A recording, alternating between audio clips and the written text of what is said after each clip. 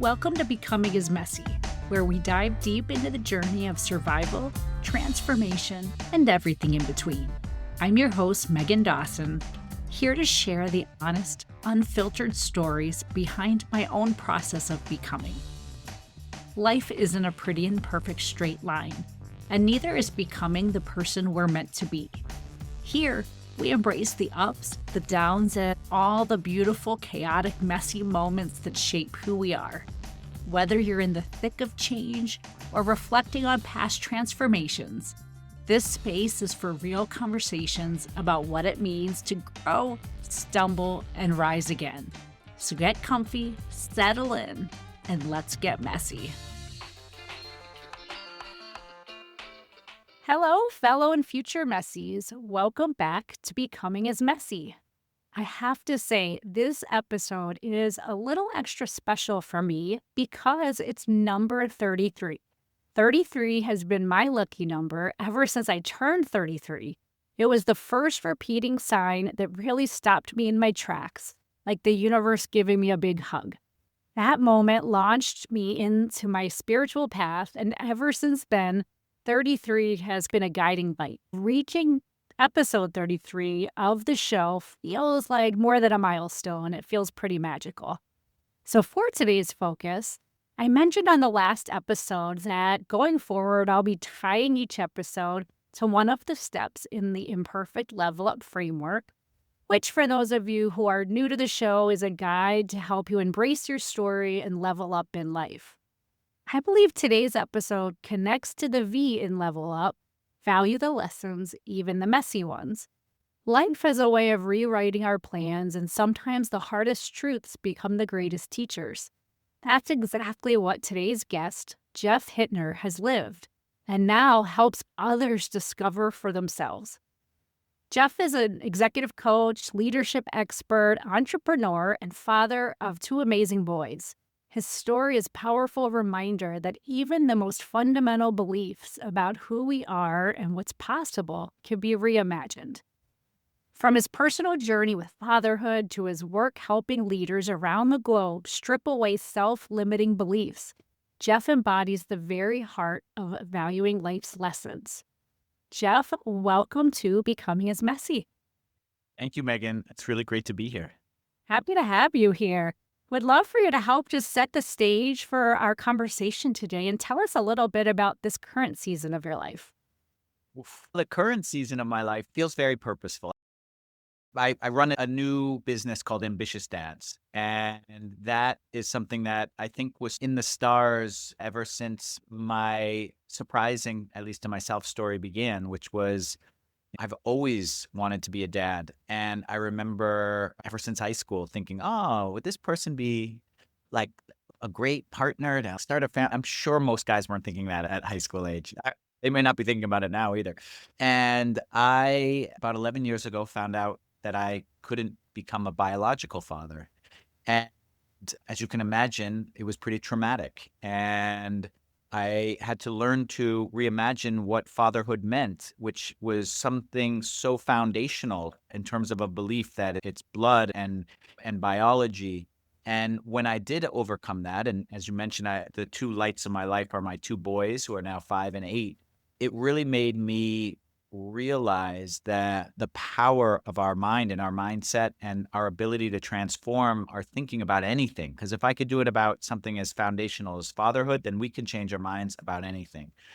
And fast forward to I'd say about 3 years ago, and as you mentioned, I'm a leadership expert and an executive coach, and I coach a bunch of CEOs. And in fact, half of them are women. And when I was noticing with the men is when we would talk about work and career and goals, they had no problem expressing what they wanted to do. And then when we started talking about their families, it was like crickets, just silence. They hadn't really figured out how to think or express about it. And I decided it was time to do a little investigating.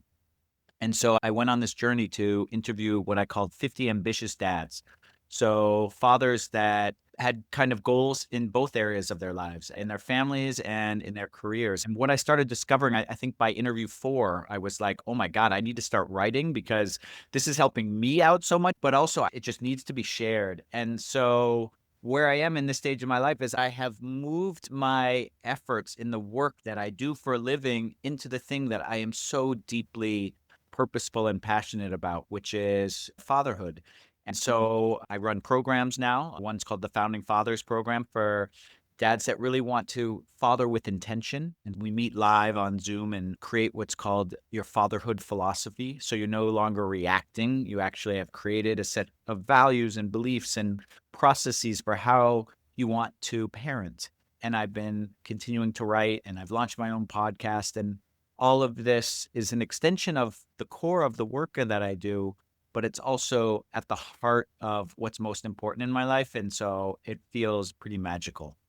Oh, that is awesome. I'm so excited to dig in a little bit more into your programs today and all the offerings that you're doing with fathers. Before we get there, there's so much more to learn about you. And I think just childhood in general is such a neat way to get some insights into somebody.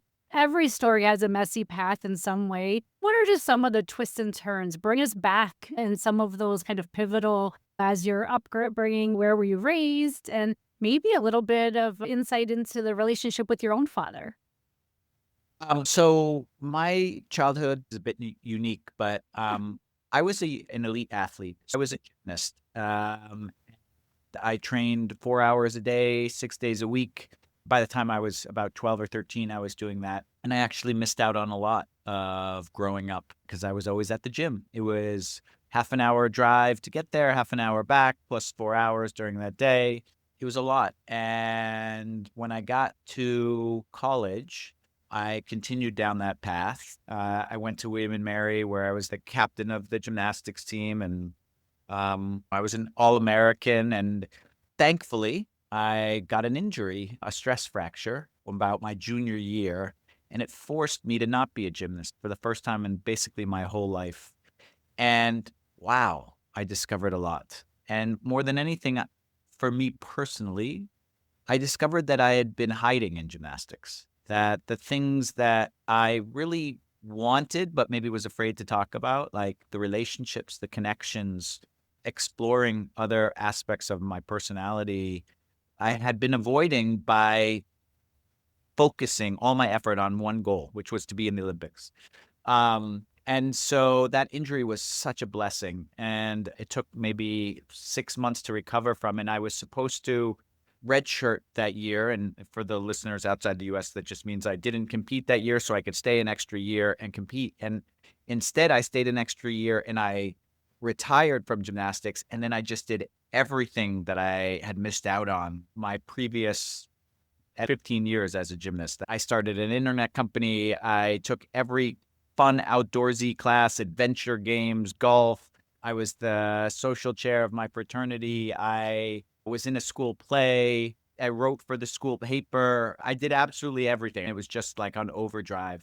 And so for me, my childhood is black and white in two ways. It's this one period that was hyper focused, and it taught me a number of amazing skills that I take forward to today, just around how to commit and work hard and also understand my body.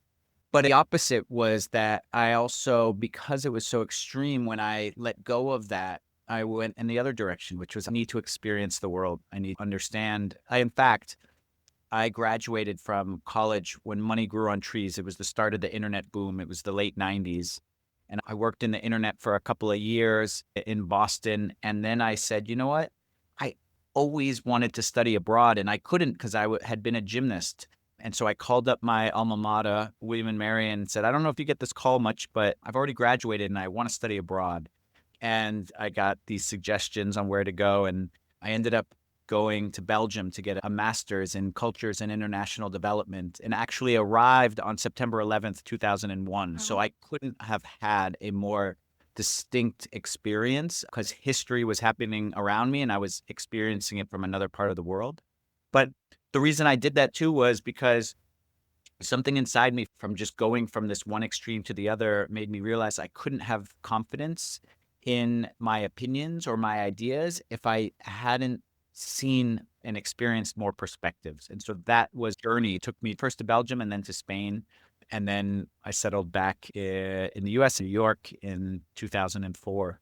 and live there for the next 15 years. Thinking of the setback with gymnastics, and then fast forward to finding out that you biologically can't be a father, and then hearing your approach afterwards. I think so many times those hardships in life can either flatten us, or we find these opportunities like you've described to pivot and find another way and use it as a platform for other experiences.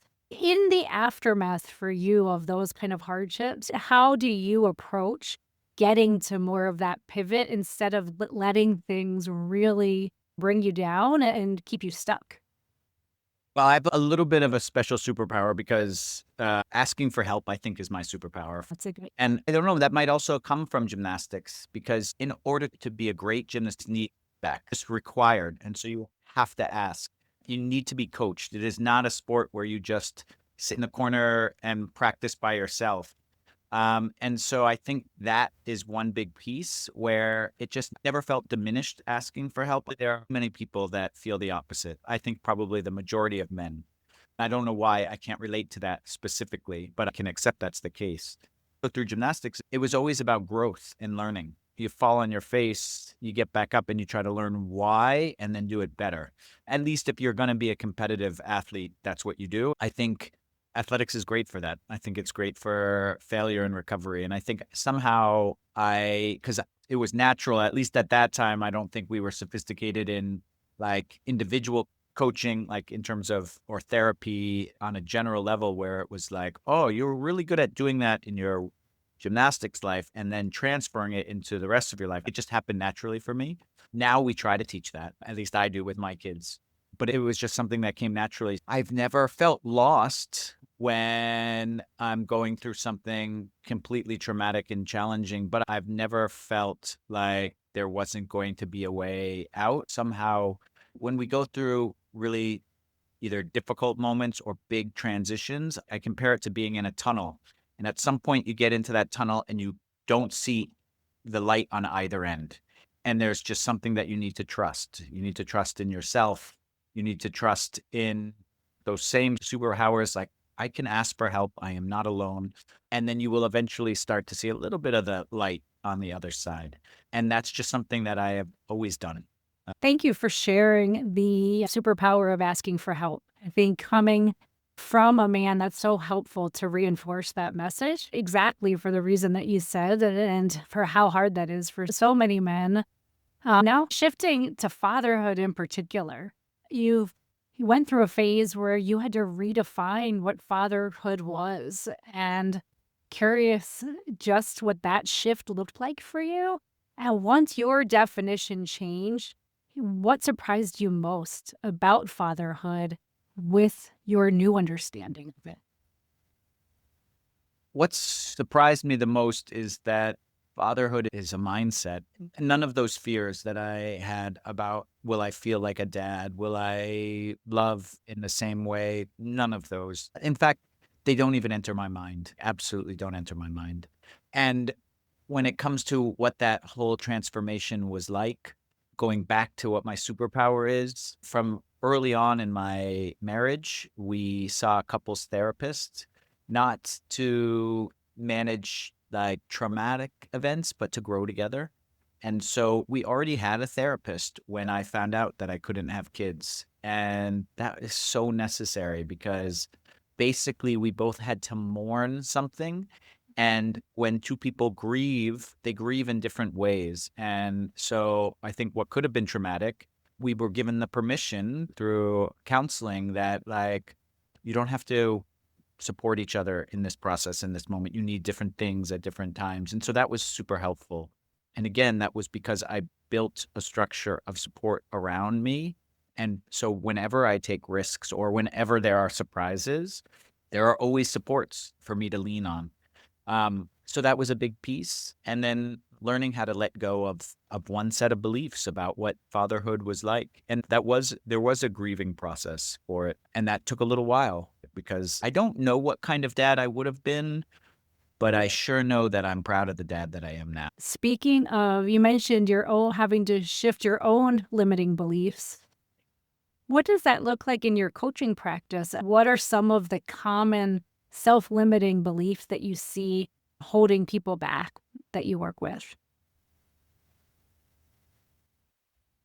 You know what? I think, to be honest, I think it's different for everyone, but I Yeah. think I see the same symptoms, and then it's figuring out like what's behind the symptoms. There was someone today that really wanted to build something new. And every time they got to the point of launching what they wanted to build, they stopped.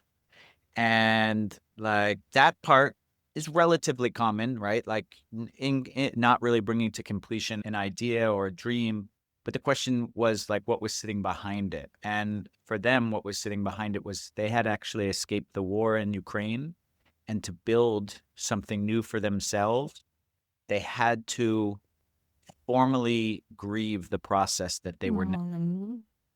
And if we didn't get to that, we wouldn't have the transformation. And so it's always about really trying to see like what is underneath the symptom. It's never the behavior. So I would say, I'm trying to say Yes, so true. transformation is not about the behavior, it's about the hidden commitments below, like below the surface if you're thinking of an iceberg, right? So Yes. it's why I love this little data point. If 7 men go to the doctor and are told they're going to die in the next year if they don't exercise, quit smoking, and change their diet, all 7 of them have exactly what they need according to science to be motivated for change. They know exactly what they need to do. They are motivated because if they don't, they will die. And an expert has told them how to go about doing it. And yet, only one of those 7 will actually have those behavior change. And is it that the other 6 want to die? Absolutely not. It's that we have hidden commitments that make those behavior changes really difficult. And those commitments are probably from our youth, and they probably served us really well at that point in our lives. And if we don't figure out what they are together, then we're probably not going to change. So it's all about that. Wow, what a statistic. And changing that, what does that look like? So I saw in your work that you've referenced coaching as a relationship of design. And I'm just curious what that looks like in practice, walking through some of your steps and approach to coaching to help move the needle on some of these limiting beliefs. I like to do something where we try to identify like the one big thing that we want to change. One big thing comes from this concept called immunity to change, which is a really wonderful framework for change. And so if we target, for instance, one aspect of our life that's really been bothering us that we either feel like is holding us back or like it's always not working for us, but that one thing needs to be something that is not like a tangible skill. It can't be something that you can learn. It's not about, oh, I need to learn AI or I need to be better at Excel spreadsheets. It's like, I need to learn how to be better at empowering others. I need to learn how to be less of a perfectionist. I need to learn XYZ, right? It could be anything.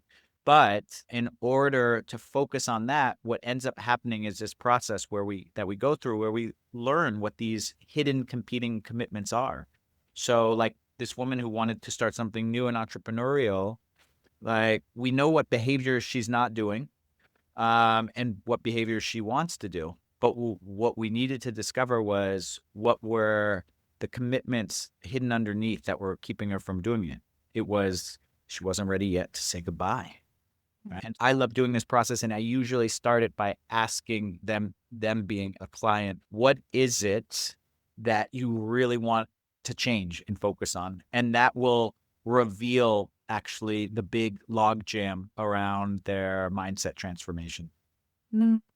So I love the branding ambitious dads. One of the things I love about it is I think as a society, we collectively think you can either be ambitious or a great dad. I think that there's a tension there, one of our limiting beliefs between those 2 words, and so seeing that together, I think is great, and just wanna hear more about what inspired it, and just tell us a little bit about the program itself. Yeah, I agree. And the biggest tension in all these interviews, I'm now close to almost 200 interviews Yeah. with dads, and one of the biggest tension is always like this balance. And by the way, it's totally true that women have the same tension, Yeah. right? But they come from different starting points and there are different gaps. In discovering or talking about the challenges that dads are facing, it's about modern fatherhood. This idea that the way we were probably parented is not the way that we want to parent. We don't want to, when we talk about being providers now, we don't talk about just wanting to be quote unquote financial providers. We may not even want to be that. We're talking about providing emotionally, providing the psychological and emotional support just as a mother would, but in our own fatherly way. We're talking about potentially providing financially. We're talking about a whole host of things that are a lot broader than what we were raised with. And so the challenge and the focus that I have with ambitious dads are around these gaps that I've identified. And this one gap is around work-life balance. The other is around confidence. So 92% of dads say that is their primary identity, that they define as a human, like they primarily identify first as a father. Pretty similar with moms. But what's distinct is then you ask those same dads how much confidence do they have in their fatherhood? And only about a third of them think that they're good dads. And that is a huge confidence gap. And that's another big challenge. And it's not very good to feel that uncomfortable in your fatherhood. It doesn't make you enjoy it as much. It also can lead to a lot of problematic behaviors to avoid those feelings. And again, another gap is that we're not having enough conversations and support as dads. And so all these things are leading to a number of challenges that this new set of dads, they want to be different and better, but they have a lot of obstacles to overcome. And so I'm trying to build systems and programs to enable that. Yeah. Awesome. So, in addition to your programs to support that, how can dads support each other? You mentioned the community aspect, and so how they can support one another. First and foremost, I would say, and it doesn't need to be my work, but there are several folks out there writing and trying to build community around fatherhood. Please reach out and connect, whether it's on social media or on Substack. I write a blog on Substack, joining a program, but more locally, like, man, make the time for yourself to have not just time with other dads, but like deep conversations with them about what's worrying you. There are stuff that, just like moms, that keep us up at night about our children. And they may be distinct. I think they are distinct. We look at the world differently for sure. And we need to have conversations about them with other dads. I'll tell you, so I have two boys, they're 5 and 8. And they, for the first 4 years or 5 years or 6 years, they would fight all the time. And I was like, what am I doing wrong? I am such a shitty dad. I finally asked a friend, I was like, oh, you're one of 3 boys. Did you and your brothers fight all the time? And he was like, hell yeah, all the time. And I knew that they were great friends as adults because I knew his brothers. And I was like, I just needed to hear that once from one Yeah. Yeah. it lowered my cortisol level completely. And it's like that is missing. And it was missing for me, and I'm good at asking for help. If we just talk to a few other dads, and we don't need solutioning from each other, and we shouldn't. We should just hear that, yeah, I'm also going through that. That is what dads can do to really make a marked difference in how they feel about their fatherhood and the work they're doing. So, you mentioned your own boys a few times. What are just some words that come to mind that you want to instill in your own boys when they think about you? What are some of those characteristics that when When they they think describe about their dad? Yeah, when they describe their dad, what are some of the words that come to mind that you'd like them to describe you as someday? for one, like always teaching and always like being vulnerable and sharing emotion. My oldest, he's been getting a shot for these environmental allergies that he has. So you get like it's personalized vaccine and you get one shot every month for a year and a half. And he hates the shot, as you would imagine. And I didn't go to the first couple of shots. Their mom took them. And I went the third time. And the doctor was this old guy. And the nurse was this old woman. And they were like, okay, come on. Have the courage. Be a big boy. Like, you're going to be fine. And I got angry. And I said, no. You know what? You can feel whatever you need to feel. If you're scared, great. If you need to cry, great. I would have all of those feelings. And I just want you to feel whatever you are feeling is 100% okay. And what was amazing was he actually didn't cry that much. And then when he normally spends the next 2 or 3 days complaining about like how much his arm hurt, he didn't do it once. Oh, And it was because I gave him permission yeah. to have the emotions that were within him.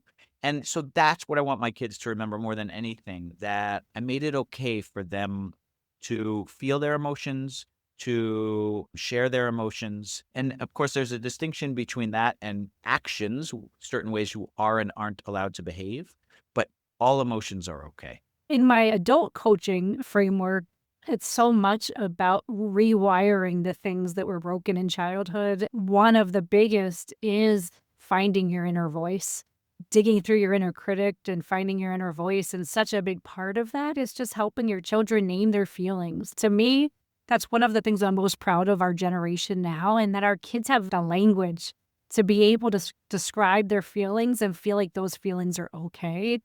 And that Now, is can you huge. imagine? We did not have that. I We don't didn't remember know any elementary school anybody. class, right? No. Like, go into my kid's elementary school class, and there's a whole list of feelings on the wall, Yeah. and I'm like, "God, that have been incredible?" Because Right? I'm a deeply emotional person, I know it, Same. and I just had the courage to be like, "I'm just gonna be that way," but so many people are just "Okay, I'm not supposed to share these," and then so they just put them deep inside, and we know how good Yes. that ends up in Yes, the and I think when we grew up, there were feelings that were deemed bad, and nobody told us what all the feelings meant or were for, and so we internalized that into thinking we were bad if we felt those things. Yes, to talk up to I try to tell Yeah. my clients, there are not good and bad emotions. There are just emotions, right? And Yes. all indications of our energies and our needs. And that is very cultural. It is a challenge that we still need to get over at every age.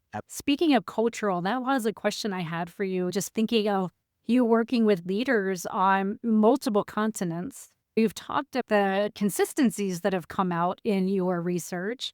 What are some of the maybe the differences that you find across different cultures? Are the pain points more similar, or there are ones that rise to the top as being different depending on the culture? I will say that most of my interviews are with Americans, Okay. but some are from Europe, Yeah. probably 5 or 10% at most. Okay. But I will tell you that I think it's about the strength of this cultural stereotypes, right? The more south you go into Europe, the more machismo, the stereotype. And I won't be ever working with a client that is like that. But the fact that has surrounded them their whole life makes a lot, it makes it means there are a lot more barriers up to some of the changes that need to be made, right? Because it's not just them personally, they're fighting with judgment that they real or imagined is coming from their culture. So I would say that's an interesting piece. And then, of course, every culture has its own connection to how expressive or not expressive they are with their feelings as well. I think those are the differences, but the gaps generally are the same. The gaps around confidence, the gaps around actually, I will say in Europe, it seems to be easier for men to maintain their relationship with other dads and friends after starting their family. I have noticed that. And that's also in part cultural, I think. When you have your 2 hour lunch every day, Yep. uh, it's gonna make it easier to go to other people. So yeah. Yeah, that makes sense. Thinking of valuing the lessons, even the messy ones, which is the letter we're connecting today for my coaching framework. When people are in the middle of messy, you don't value the lesson right away. How do you advise people to start getting to the other side of that to eventually get to the point where they can see the growth potential? Definitely visualizing their future fulfilled, I think, especially if it's around a Mhm. goal, but even if it's around healing, like imagining what your life will be like in 3 years, but really visualizing it, and living it in the present tense. When I committed to moving myself and my family to Spain in the worst of COVID in 2020, because our son was born during the lockdown in New York City, and we wanted this different experience. Every single day, I journaled what I imagined my day was going to be like when I woke up on the coast in Spain. And I Oh, wrote it every day. Every single day I wrote it. Different details about how I would go for a walk on the beach or how I would go to the market and buy all this, but every single day. And that got me through what was incredibly difficult, right? Having a brand new baby during the worst of COVID, not knowing what was happening or going. So I would 100% say that is a critical aspect of believing in this future for yourself, that it will get to where you are visioning it. yeah, that is one of my favorite tools to use. I went through a selling of a house one time after a brutal divorce, and I was a mom of my daughter was like 3 years old at the time, and I had to do that all by myself, pack up this 4,000 square foot house in the midst of my biggest conference at work, and in the Oh, middle of it was just a lot happening at once. And I just remember in those days just sitting on the floor and telling myself, in 2 weeks, this will be over. There's going to be an end to this. There's going to be another side. And something about that visualization of after the fact is just enough to get you moving each so day, right? true. So true. It's funny. I think I even do this accident. Like my dishwasher is broken. Yeah. Yeah. Yeah.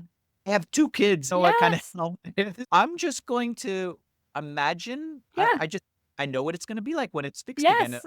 Not going to Exactly. think about this middle piece, just Yeah. going to whenever I start to get frustrated, I'm just gonna be like, "No, I remember what it's like to put those dishes in that dishwasher, and we'll be doing it again." Yeah. Exactly. So we're going to shift gears. This next section is something I call rapid reel, and just a few Uh, questions where you don't have to overthink too much and just give us what comes to mind. Are you an early bird or night owl? 100% early bird. All right. Can you remember one of your first big leadership lessons? It was the politics of going over my boss's head. And yes, Yes, not that was just like an wanted to. early lesson. 22, I'm smarter than, like, my boss, Yes. so I'm just gonna go to his boss. That was an No, that's early smart. early Yeah, lesson, that's a yeah. good one. Here, is there a book you've read that you think everybody should read at least once? Oh, it depends on the period I am in my life. I would say right now, the one that's coming to mind, Yeah. is by Gabor Mate, who, writes Yes. all about trauma. I actually remember the name of the book. Yes. I know, I Um always mix it up with Bessel's book too, but Gabor is just his clips right now are Yes, everywhere, yeah. and This every day I just get inspiration from you him. get those clips Uh, because we're coaches, but yes, but I think getting his name out there, but for people that don't know it, Gabor Mate, even watching his clips are they've been life-changing for me to yeah. really understand that correlation to my trauma response that's been stuck in my body, and yeah, huge, great one. All right, a few words I'm gonna throw out, just what comes to mind when I say them. The first is Belgium. French fries. Ooh, Entrepreneurship, and Spain. peace. Your boys, this is the last one in this section. We talked about what your vision for how your boys view you in the future. How would they describe you right now? Fun. I mean, their favorite thing to do with me is wrestle on the bed. I'm pretty Yeah, sure that's the only motivation that I have to go to the gym so yeah. that I don't pull a muscle when I'm doing it. Oh, that's so good. I read a statistic, I'm not going to remember the source, that just talked about in childhood the importance of dads reinforcing fun and moms reinforcing safety, which made me really happy because I used to feel guilty because I was not a very fake play person. I feel like, oh gosh, I'm so happy that my husband would get down on the floor and play with the kids. Well, That's such a great one. and wrestling with boys and girls is a Oh, yeah. fantastic way, not just for fun, but it also teaches them about limits and safety. Girls in particular, because when you're wrestling, your children will always say, "No, no more. That hurts." And so responding appropriately to when they do that teaches them that their voice matters. So that's Yeah. particularly important as a man. And when you're wrestling with a daughter that is young and she realizes that when something doesn't feel right on her body, she can say no and retreat. So that Yes. lesson can be taught at that age when you're wrestling. It's a It's wonderful great. thing, both sexes. Yes, great thought. All right. So before we get to our closing question, is there anything else you wanted to add that we didn't touch on today? And then also just let folks know how they can connect with you. The only thing, if you're a father or a mother, you're going to know dads, and too many dads don't actually have any idea where to look for insights, learnings, support, anything related to fatherhood, their life in general. And you can share that without solutioning. And I would love for you to share my stuff. I have a podcast called Ambitious Dads, which you can find on all the same places you can find your podcast, Meghann. And you can also visit my website, ambitiousdads.com, to learn more about my programs and the research that I've done and my coaching. So, some of our listeners are in their own messy middle right now. When you look back at yourself in those places, what piece of advice do you wish would have arrived sooner? That you're exactly where you're supposed to be. Thank you so much for sharing your story and your wisdom today. It was such a pleasure to meet you. Oh, this was great. Awesome. So, your journey reminds us that even in the hardest truth, we can be reframed into possibility that some beyond what we've imagined, and that transformation often starts where we thought the story had ended. To all of my messies listening, this conversation is a powerful reminder of the V and level up, value the lessons, even the messy ones. Sometimes life teaches us through loss, sometimes through the doors we never thought would open. When we stop fighting those lessons and start embracing them, we create space for deeper love, authentic leadership, and new definitions of success. Until next time, stay messy, friends. Before we wrap today, I want to invite you to be part of the Becoming is Messy community. Subscribe to the podcast so you don't miss a single episode. And if there's anything that resonates with you, please leave a review. Your feedback means the world to me, and it helps other people find this community. Follow me on social media. I'd love to hear your ideas for future topics, your questions, and stories from your own messy moments. And if you're feeling inspired, check out the Becoming is Messy shop, where you can grab a mug, a t-shirt, or something else that reminds you to embrace your messy magic every single day. A huge thank you to the incredible Wolves and Sheep for providing the music for Becoming is Messy. Check them out on your favorite music streaming platform. As we close out today's episode, remember this: messy is just another word for growing. So keep showing up, keep laughing, and keep making beautifully awkward progress. Until next time, stay messy, my friends.